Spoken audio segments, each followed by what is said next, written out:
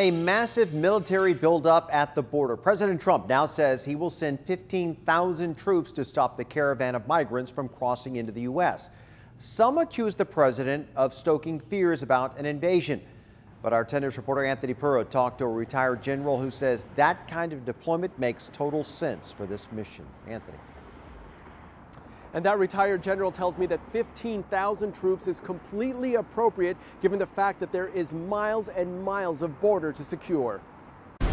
This is the first of thousands of U.S. troops headed to the U.S.-Mexico border. The Department of Defense releasing this video from Fort Knox of units and heavy machinery mobilizing to help border agents stop a massive caravan of migrants from coming into the country. Many of the units are headed to local bases. In addition to Camp Pendleton and Miramar, Naval Base San Diego, Coronado, Point Loma, and Naval Air Facility El Centro could also receive troops.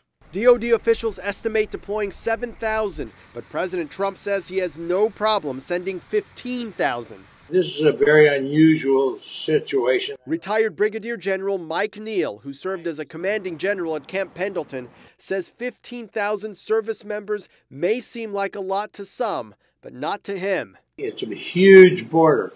You got to be thinking about 2,000 miles of border. 15,000 would be equal to the number of forces currently in Afghanistan and nearly 3 times the number in Iraq. But Neal says you can't compare the manpower allocated for different missions. After all, U.S. troops in Iraq were sent there to do a different job.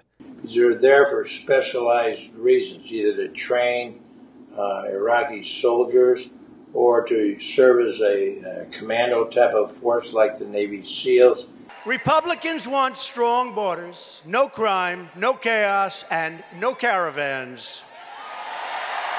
Wednesday night, the president mentioned the caravan at a Florida rally to fire up the GOP base. With the first wave of migrants still hundreds of miles away, many have criticized the president's military mobilization as a political ploy timed with next week's midterm election.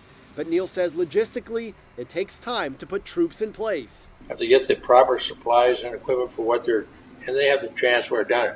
So that'll take a few days.